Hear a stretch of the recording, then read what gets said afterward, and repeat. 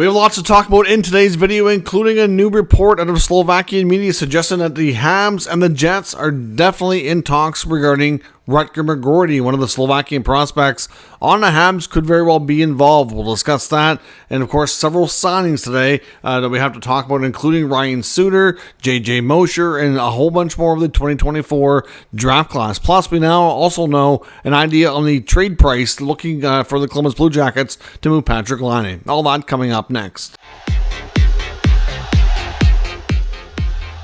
Welcome back to another video here at Top Shelf Hockey. As I mentioned, we have a big trade between Montreal and Winnipeg that seems to be brewing. We'll discuss some interesting notes regarding Philip Mosher and the Montreal Canadiens and the package that's reportedly being offered to Winnipeg for 2022 draft choice Rutger McGroarty, who wants a trade out of Winnipeg. But first, let's get into a bunch of these signings. We have a few NHL players, some re-signings, and some draft choices getting their new ELCs. Let's start first with the St. Louis Blues signing veteran defenseman Ryan Suter, of course, who was bought out again out of the Dallas Stars organization. He gets a one-year deal, $775, so league minimum, but he does have up to $2.25 million in bonuses that he can earn. The bonus structure is as follows.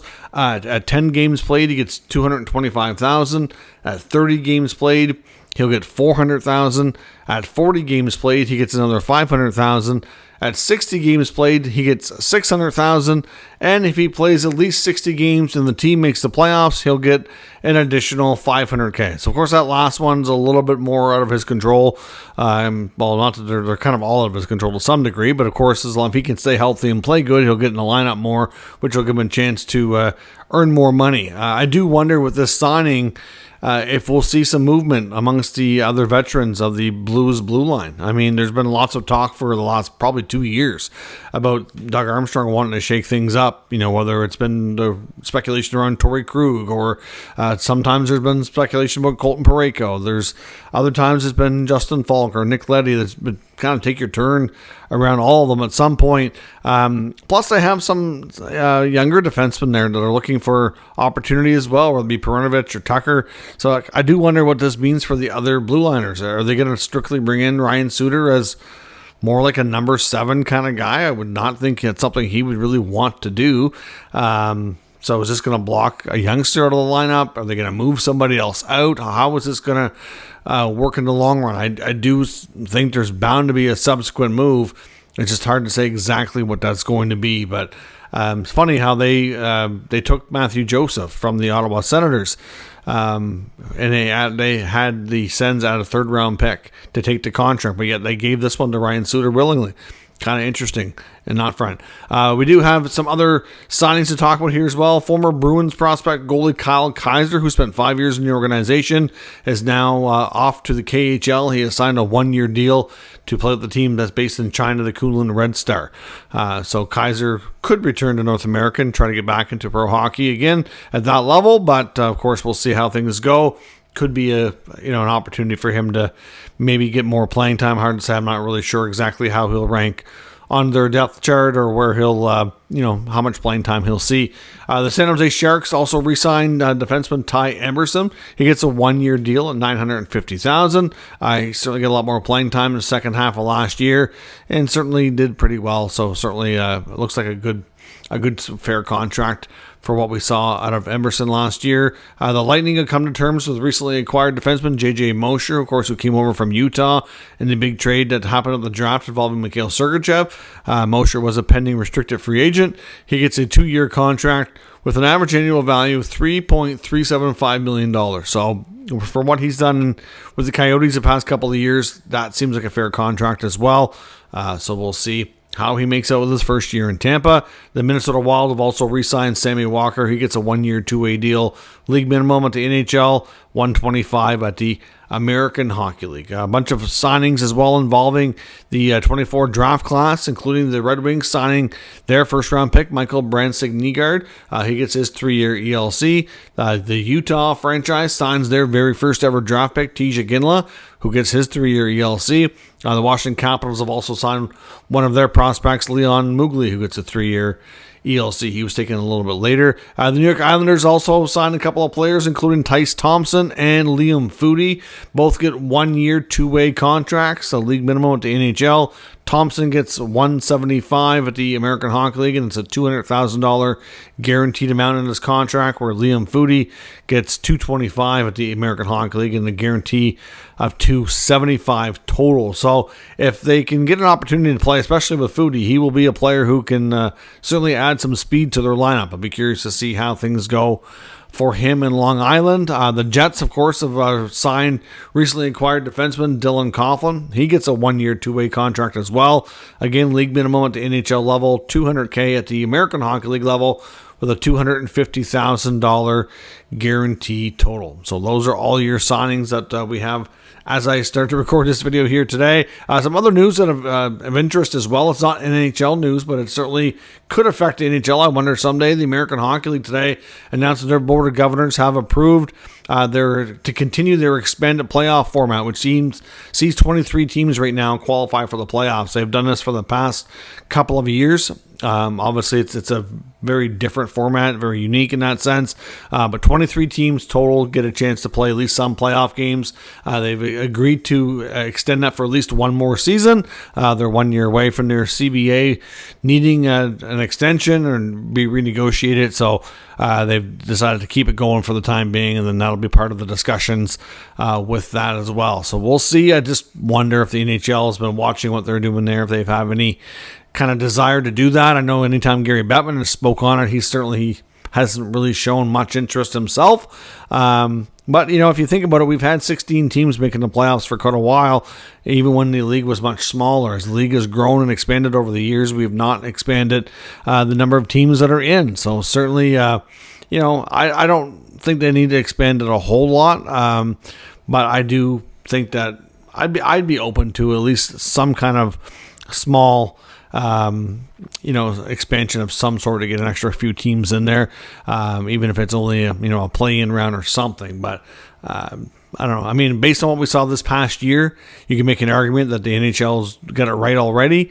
Looking at the Washington Capitals sneaking into the playoffs and just how much of a difference there was between them and even the teams that were 1 or 2 spots ahead of them, it really didn't give a great incentive or a great interpretation that we really need to have the NHL look at this. But where the AHL's been doing it, a lot of times we see experiments in the AHL for a few years make their way to the NHL. So I just wonder over time if it's something that they will look at. Hard to say. I think they'll have to look at all the data from the American Hockey League and see what they think, I guess. And we've also learned a little bit more about Patrik Laine's situation, at least based on the opinion of Dan Rosen, who recently did a question mailbag type article for NHL.com. And he was asked about Patrik Laine, the Columbus Blue Jackets, what the trade price might be. Also, possible links to Washington Capitals. We know the Capitals have added a lot. Right now, I don't think that they can really add any more. If you look at their cap situation, it's not really clear how they're going to be cap compliant. I know TJ Oshie's health is going to play a big role as well, because certainly we don't know if he's playing next year. He's done interviews recently as well, saying that he's about to start off-season training. He's still going through a lot of options with his medical team about his back. And he's reiterated that he wants to play, but he also wants to be healthy. He wants to be reliable. He doesn't want to be a player that's in and out of the lineup and a guy that the coaching staff and management can't rely on to be there all the time. And same with his teammates. So unless he feels like he's healthy enough and able to get through a full season and be a regular contributor, he doesn't want to put his team through that. And he's got 1 year left on his deal. So obviously if they put him on long-term injury reserve, that would, certainly create more flexibility. But even looking at their situation as is, I'm still not sure they can really add more, even if he doesn't play. It's going to be quite complicated cap situation there in Washington. But regardless of where Laine goes, the main obstacle right now is the fact that he's still not been released from the player assistance program. But Dan Rosen's opinion on a trade price would be something to similar at least to what he thinks did happen in Washington with Evgeny Kuznetsov. Of course, Kuznetsov was a player in Washington who was looking for a move on, looking for a fresh start for a couple of years. It finally happened. They had to eat half of the contract that's remaining, and he was sent to Carolina for a third-round pick. So obviously, Columbus at this point, with Laine being a little bit younger and having, not to say that Kuznetsov didn't have a good history before, but he wasn't a 40 goal scorer either, right? So with Patrick Laine's goal scoring past, I know it's been a couple of years since he's really been able to demonstrate that with any kind of regularity, but given that he's younger, the high pick, and you factor in, like I said, that goal scoring prowess that he did show, they would like to hopefully do a little bit better than what Washington did on the Kuznetsov trade. I mean, mind you, Kuznetsov, was also a good player for a while, was a key contributor to the Stanley Cup victory in 2018 with Washington as well. Obviously had some very good productive seasons there on record, but obviously a bit older, different stage of his career when this deal transpired. So we'll see what happens or where Laine goes. I do think that Don Waddell and the Columbus Blue Jackets do want to find a new home for him. It's just going to take some time to play out. It's kind of hard to say exactly when he gets released from this program. I mean, he isn't theoretically absolutely, they can be having conversations through his agent while he's in there to kind of work on things. I just don't know how active that is. I think there's definitely some interest around the league. I think teams are curious. I think they can kind of help him find that game that he had back when he was first coming into the league the first few years. But, unless Columbus is willing to eat 50% and have a small asking price in return, it's going to be tough to put together. So we'll see. Hard to say when that comes together, but there's been lots of intrigue around the player throughout the offseason until something does.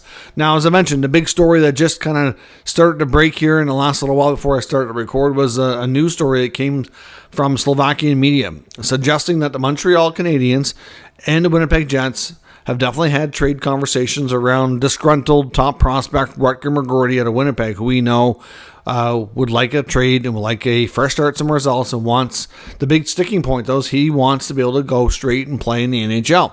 Whereas apparently there's been reports that we talked about even yesterday that at least two other teams at the 24 draft thought they had a deal in place to land the player out of Winnipeg, and turns out that once they I'm not sure if they had an opportunity to speak with him or his agent. I don't know that part.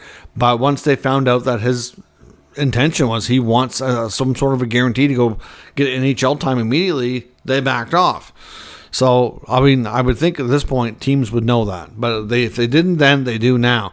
And it kind of has already caused the deal to go sideways on multiple occasions, according to a couple of different members of Winnipeg media with knowledge of the situation. Now, this report out of the Slovakian media suggests that Slovakian prospect Filip Mosher was included. Now, Mosher's had an interesting couple of years, we'll say, and we'll get into Mosher here in a little bit. But first, to give you an idea of what the package would be, but apparently what's being offered by Ken Hughes and the Montreal Canadiens is Filip Mosher would be one of the prospects offered. One of the young D, they'd have the choice between Jordan Harris and Justin Barron. So one of those two D, and then a draft pick, which could possibly be, they currently have Calgary Flames first rounder for 2025 that they picked up in the Monahan deal. So that obviously was a conditional first round pick. So that one could be in there, or perhaps another high pick. So we're looking at a first round pick, Mosher, and either Harris or Barron is the offer. So far, as of right now, Winnipeg appears not ready to accept that. And they've not, obviously, I guess you could say they've rejected it for the time being. Now, looking at Mosher, and I honestly think if Montreal really wants to get this deal done, they might have to include a player that's a little more highly touted than Mosher. I do think a pick and one of those D are definitely a good starting point, but if Winnipeg's insisting on another piece, I don't know that Mosher is going to get it done. Now, of course, Mosher was drafted not too long after fellow countryman Juraj Slavkovsky went first overall a couple years back. So the two Slovakian players both ended up in the Montreal Canadiens organization. I remember watching the draft, them, of course, celebrating the very different players. Of course, they played on the Slovakian national team together, at the junior level, but not anywhere near the same type of player. But all that said, Mosher, after getting drafted, has spent the past couple of years playing in Canada. Of course, he had options. He could have played in Europe, he could have played in the American Hockey League, or he could have gone to the OHL, where his rights were held by the Kitchener Rangers, which is what he ended up doing. Now, his years there were productive, but not to the point that you would hope. His first year in Kitchener, he put out 51 points in 52 games. That was in 22-23. And then this past year, as a 20-year-old, he put up 52 points in 45 games. So a little bit better, but not drastically better. And as a 20-year-old, you kind of hope that that's the year that you expect those guys to dominate. So it was a good season. It just wasn't great. Now, apparently after... in between those two campaigns, Mosher apparently, and I'm not sure exactly, trying to get all this, because keep in mind a lot of the reports that come onto Europe, if they're in different languages and stuff, and they have to get everything translated. But it sounds like his time in Kitchener was frustrating.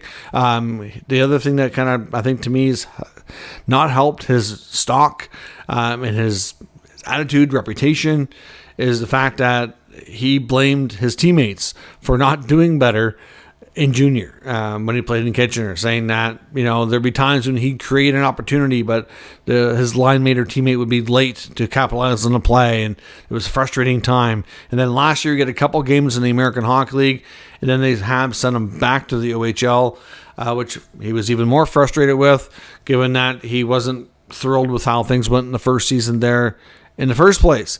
So I don't know that his relationship with the Canadiens appears to have kind of really gone downhill. So those comments, listening to what he had done an interview recently, just doesn't, I don't know. I really think that Montreal Canadiens, I'm not surprised they're trying to move him. I think, honestly, he's going to need to get out of that organization to get a fresh start, to have any chance of making the NHL. And I'm not sure he's going to make it. We'll have to wait and see. And I don't think that Montreal's necessarily done anything wrong here, but it just, this relationship seems to have soured. And honestly, if you look at the fact that they could have had him in the American Hockey League and they sent him back for a second year of junior in the OHL, they obviously didn't think he was ready to handle it. And if he's not ready to handle it at 20 years old coming from Europe, after a year in Canadian junior hockey, that's a little bit concerning as well. And apparently they had conversations with Mosher talking about how, guys like, Caulfield, Suzuki, they weren't necessarily in the NHL at his age either. You got to be patient. This is more about the long game and getting things developed properly, and all that kind of stuff. And which I get, they're not really wrong in that sense, but the fact that he just hasn't dominated, he seems to be having some attitude issues. He seems to be, the organization seems to be souring on him, and now he's in part of trade conversations. It might be the best thing for him, to be honest, but I do wonder if with Winnipeg, what they're doing right now, trying to move McGroarty, I don't know if they're going to want another player back that obviously is kind of developed a little bit of a reputation as well, and if he's having any kind of attitude issues or anything similarly, and the fact that he hasn't been as dominant in junior as they would have liked to have seen, I think the Habs are going to have to do better. Like, it's fair to say, and his article alludes to the fact that he's definitely fallen down the depth chart of the Montreal Canadiens. If you look at the forward prospects, there's quite a few of them now that have surpassed him, that are definitely, would definitely be ranked much higher. I mean, you get Joshua Waugh, you get Owen Beck, and there's definitely more coming that seem to have more of an opportunity. Even the guys that they took in this year's draft, like Michael Hage, I'd rank him ahead of them too. Obviously at the top of the draft this year, they got Ivan Demidov. He would go right to the very top. There's easily 4 to 5, if not maybe a few more forward prospects that from the last couple of drafts that definitely are looking a lot stronger than him right now. Like, he just kind of went right down to the bottom. So I don't know that Winnipeg is going to accept this trade with him being in it, for a combination of his performance and combination of the attitude and just the other things that have kind of been a little odd in the past year. So we will see what happens, but it's pretty clear here that Montreal and Ken Hughes definitely likes McGroarty. They have been one of the teams that have been mentioned in the rumor mill about having interest in this player. I don't know if they're one of the teams that were listed at the draft that thought they had a trade in place. I don't think so. I know I heard one was the Buffalo Sabres. I know the New York Islanders did have interest. I don't know that it got that close, though. I'm not sure that they have a lot of the assets that Winnipeg would be looking for. So I don't think it was them. I'm not sure who that second team might have been. I know the Anaheim Ducks, of course, he's good buddies with Cutter Gauthier. They're building that forward core out with some great prospects. I mean, there was some talk they might have been involved. Again, I don't know that they were at the draft that close either. And like I said, there's been a number of other teams that we've heard have been in and out of the conversation when it comes to this player. So I don't know exactly for sure 100% who the second team was, but the main one that I've heard of is Buffalo. But Montreal has been linked to this guy a lot. So if they change that forward that's being in the package, or take Mosher out, put in another forward prospect that's ranked a little bit higher, along with a first rounder and one of those defensemen, you would think that would get the deal done. You'd think, right? I mean, if they're willing to give him the kind of supposed guarantee that he's looking for to get NHL time right away, and Winnipeg wants to get that deal done, then that, to me, makes a lot of sense. I'll be curious to see if these two teams continue to negotiate, or if he does eventually end up with Montreal, if they do get this done. Obviously, we'll likely hear more speculation about what might be being offered as things kind of develop here over the situation, but an interesting idea. Nonetheless, of course, it's interesting to hear how things have really changed as well with Philip Mosher in the last year or two since he's been drafted. So let me know what your thoughts are. If you're a Habs fan especially, do you like the idea of them going after McGroarty? It's just a package that you're comfortable with? And if you are, are you also comfortable with them maybe needing to upgrade it? And who would you be willing to put in there as a different forward prospect besides Mosher that you think might upgrade the offer enough to get Kevin Cheveldayoff and the Jets to say yes and pull the trigger and bring McGroarty to the Montreal Canadiens? Let me know your thoughts on that down in the comments. We'll discuss further. If you're new to the channel, make sure you subscribe and stick around. We'll keep you up to date with the latest news, rumors, and analysis of all 32 NHL teams. Thanks for watching. I'll catch you next time.